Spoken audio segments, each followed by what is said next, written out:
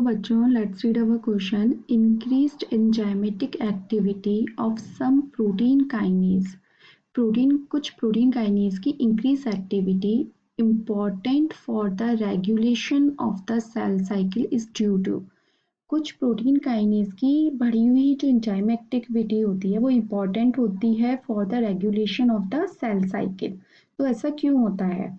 Option है आपके A kinase synthesis by ribosome, B conversion of inactive cyclin to activate kinase by mean of phosphorylation, C activation of inactive kinases by the binding to cycline, D destruction of inactive kinase by cytosolic protease. तो हमारा जो की concept हो जाएगा वो क्या हो जाएगा? Cell cycle. सेल साइकिल क्या होता है? सेल साइकिल एक सीरीज और स्टेप्स होती है जो कि सेल को प्रिपेयर करने के लिए यूज़ में आती है, क्योंकि जब हमारी सेल डिवाइड करती है तो उसके लिए सेल को प्रिपेयर होना ज़रूरी होता है. तो वो पूरा जो चीज़ स्टेप्स होती हैं, सीरीज होती हैं, वो सारी सेल साइकिल में आती है. स्टेप्स और series which are required for to prepare the cell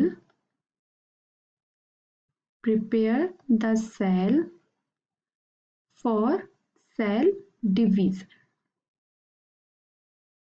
okay, this is cell cycle.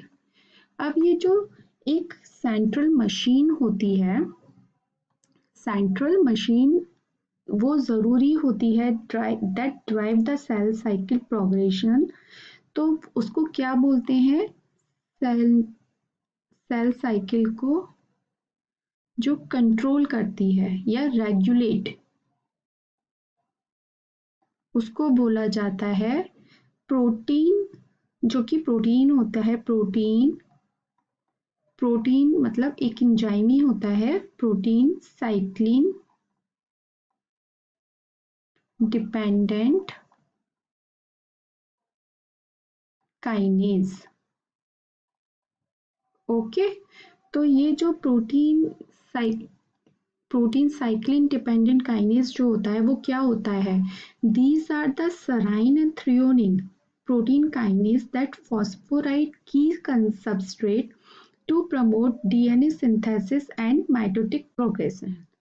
तो हमारा क्या होता है? ये प्रोटीन साइक्लिन डिपेंडेंट काइनेज, ये क्या होते हैं? ये आपके सेरीन और थ्रियोनिन क्या होते हैं? ये अमाइनो एसिड होते हैं ना. तो ये सेरीन और थ्रियोनिन अमाइनो एसिड से बने होते हैं. Serine threonine protein kinase.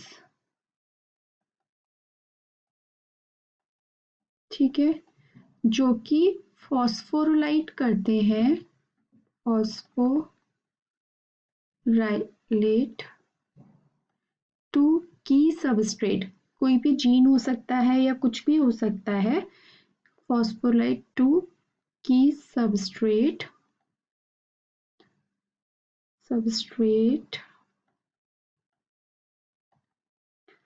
उससे क्या होगा आपका? उसको एक की मिल जाएगी जिससे कि उससे क्या होगा? डीएनए सिंथेसिस और माइटोटिक प्रोग्रेशन स्टार्ट हो जाएगा. DNA synthesis and mitotic progression.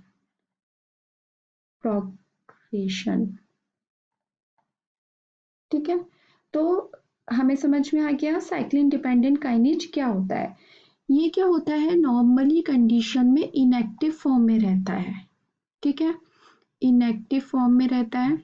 जब भी हमें ज़रूरत है सेल साइकिल को, मतलब माइटोटिक डिवीजन के लिए ज़रूरत है, तो क्या होता है कि इसका एक्टिवेशन किससे होता है? एक साइक्लिन होती है प्रोटीन, वो इससे जाकर बाइंड हो जाएगी. Activation by binding to protein called as cycline. Protein called as cycline.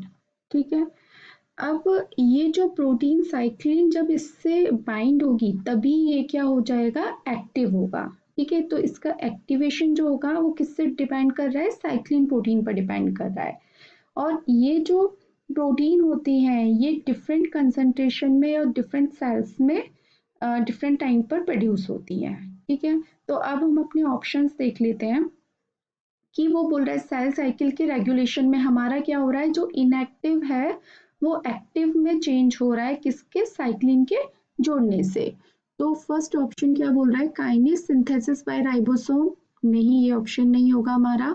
B, conversion of inactive cyclin to activate kinase by means of phosphorylation, जी नहीं ये नहीं है, इनएक्टिव साइक्लिन नहीं होते हैं, इनएक्टिव प्रोटीन काइनेज होते हैं जिनसे कि साइक्लिन अटैच रहता है। तो ये ऑप्शन भी गलत हो गया हमारा। सी ऑप्शन क्या बोल रहा है, activation of inactive kinase by binding to cyclin, तो ये बिल्कुल सही हो जाएगा क्योंकि इनएक्टिव काइनेजेज हैं हमारे, ये काइनेजेज हमारे, तो ये जो काइनेज है ये इनएक्टिव फॉर्म में रहते हैं जनरली। जब एक्टिवेशन कब होगा इनका, जब साइक्लिन जो प्रोटीन है इन पर अटैच होगी। तो बाइंडिंग कब होगी, बाइंडिंग क्या हो रही है, साइक्लिन प्रोटीन की हो रही है।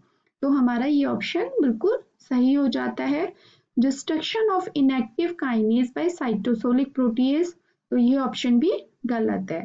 तो हमारा जो आंसर बनेगा वो बनेगा option C, activation of inactive kinases by binding to cyclin. I hope आपको ये आंसर समझ में आया होगा। Thank you so much, all the best.